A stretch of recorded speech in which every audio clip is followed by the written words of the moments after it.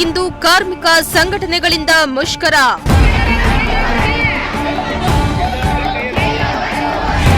ಪಾವಗಡದಲ್ಲಿ ಸರ್ಕಾರದ ವಿರುದ್ಧ ಘೋಷಣೆ ಕೂಗಿ ಪ್ರತಿಭಟನೆ.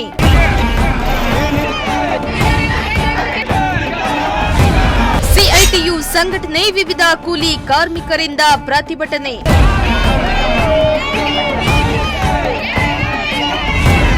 ಎಸ್ ವೀಕ್ಷಕರೇ, ಕೇಂದ್ರ ಸರ್ಕಾರದ ಕಾರ್ಮಿಕ ರೈತ ವಿರೋಧಿ ನೀತಿಗಳಿಗೆ ತೀವ್ರ ಆಕ್ಷೇಪ ವ್ಯಕ್ತವಾಗ್ತಾ ಇರುವ ಕಾರ್ಮಿಕ ರೈತ ಹಾಗೂ ಸಾರ್ವಜನಿಕ ಹಿತಾಸಕ್ತಿ ಸಂಘಟನೆಗಳು ದೇಶಾದ್ಯಂತ ಬೃಹತ್ ಪ್ರತಿಭಟನೆಗೆ ಕರೆ ನೀಡಿವೆ. ಇದರ ಭಾಗವಾಗಿ ಪಾವಗಡ ಪಟ್ಟಣದಲ್ಲಿ ರಾಷ್ಟ್ರೀಯ ಮಹಾ ಮುಷ್ಕರ ಸಿಐಟಿಯು ವಿವಿಧ ಕೂಲಿ ಕಾರ್ಮಿಕರಿಂದ ಪ್ರತಿಭಟನೆಯನ್ನ ಹಮ್ಮಿಕೊಳ್ಳಲಾಗಿತ್ತು. ತಾಲೂಕಿನ ಅಂಗನವಾಡಿ ಕಾರ್ಯಕರ್ತೆಯರು, ಹಮಾಲಿಗಳು ವಿವಿಧ ಕಾರ್ಮಿಕರಿಂದ ಬೃಹತ್ ಜಾಥವನ್ನ ಹಮ್ಮಿಕೊಂಡಿದ್ರು. ಇನ್ನು ಪ್ರತಿಭಟನೆಯಲ್ಲಿ ಕೇಂದ್ರ ಸರ್ಕಾರದ ವಿರುದ್ಧ ಘೋಷಣೆಯನ್ನ ಕೂಗುತ್ತಾ ತಮ್ಮ ಹಕ್ಕುಗಳಿಗೆ ಒಗ್ಗೂಡಿ ಪಟ್ಟಣದ ಶನೇಶ್ವರ ವೃತ್ತದಲ್ಲಿ ಮಾನವ ಸರಪಳಿಯನ್ನ ನಿರ್ಮಿಸುವ ಮೂಲಕ ಪ್ರತಿಭಟನೆಯನ್ನ ನಡೆಸಿದ್ದಾರೆ.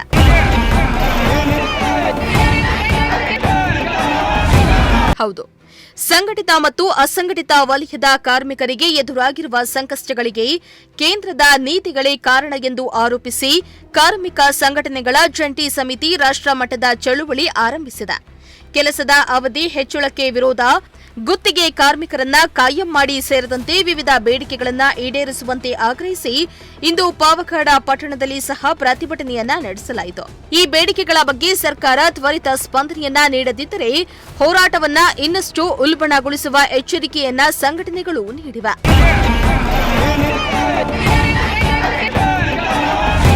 ಇನ್ನು ಪ್ರತಿಭಟನೆಯ ಜಾಥಾ ಸಾಗುವ ವೇಳೆ ಬೈಕ್ನಲ್ಲಿ ಬಂದ ಅಮಾಯಕ ವ್ಯಕ್ತಿಯ ಮೇಲೆ ಪೊಲೀಸರು ಮನಸೋ ಇಚ್ಛೆ ಹೊಡೆದು ದರ್ಪವನ್ನ ತೋರಿರುವ ಪ್ರಸಂಗ ಕೂಡ ನೀಡಿತು.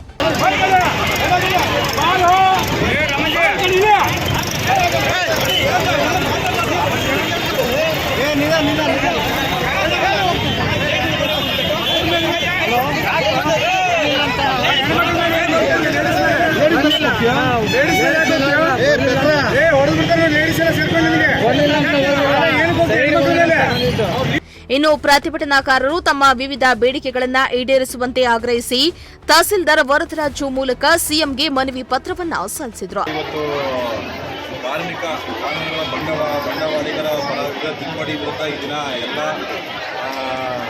ಕಾರ್ಮಿಕ ಸಂಬಂಧಪಟ್ಟ ಎಲ್ಲರೂ ಸಹ ಇದನ್ನು ಆಶಾ ಕಾರ್ಯಕರ್ತರಾಗಿರ್ಬೋದು, ಅಂಗನವಾಡಿ ಕಾರ್ಯಕರ್ತರಾಗಿರ್ಬೋದು, ಎಲ್ಲರೂ ಸಹ ಇದನ್ನ ಭಾರತ ದೇಶಾದ್ಯಂತ ಇದನ್ನ ಪ್ರತಿಭಟನೆ ನಡೆಸ್ತಾ ಇದ್ದಾರೆ.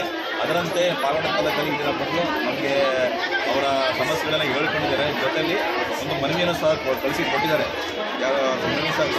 ನಾವು ಅವ್ರು ಏನು ಮನವಿಯನ್ನು ಕೊಟ್ಟಿದ್ದಾರೆ ಅದನ್ನು ಸಂಬಂಧಪಟ್ಟ ನಾವು ಮನೆ ಜಿಲ್ಲಾಧಿಕಾರಿ ಮುಖಾಂತರ ಸರ್ಕಾರಕ್ಕೆ ಮತ್ತೀಗ ಭಾರತ ಸರ್ಕಾರಕ್ಕೆ ಕಳಿಸ್ಕೊಡ್ತೀವಿ. ಇದೆಲ್ಲ ಅಲ್ಲೇ ಯಾಕಂದರೆ ಸರ್ಕಾರದ ಮಟ್ಟದಲ್ಲಿ ತೀರ್ಮಾನ ಆಗಿರೋಂಥ ವಿಷಯಗಳಾಗಿರ್ತವೆ. ಕೇಂದ್ರ ಸರ್ಕಾರ ಮತ್ತು ರಾಜ್ಯ ಸರ್ಕಾರ ಅದರಲ್ಲಿ ತೀರ್ಮಾನ ಆಗಬೇಕಾಗಿರುತ್ತೆ.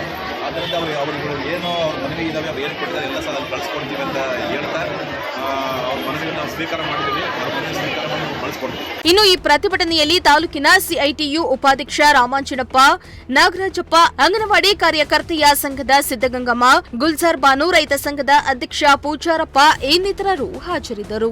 ಇಮ್ರಾನುಲ್ಲಾ, ಪ್ರಜಾಶಕ್ತಿ ಟಿವಿ, ಪಾವಗಡ.